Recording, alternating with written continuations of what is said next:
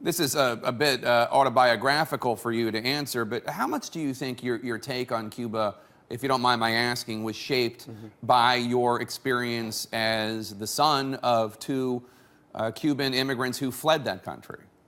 Well, my parents came here before Castro, Right. of course, but I've grown up around people in this community that have suffered from it. My grandfather fled the Cuban regime. Of course it influenced me, but it also influences me to care about human rights in China.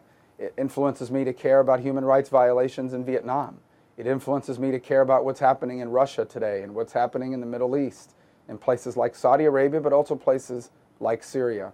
I'm a big believer in human rights and democracy, and I believe that our foreign policy is stronger when it's anchored in strong moral clarity, such as these things I've just outlined. Obviously, Cuba is 90 miles from South Florida. We're deeply and directly impacted by what happens there in real-life terms.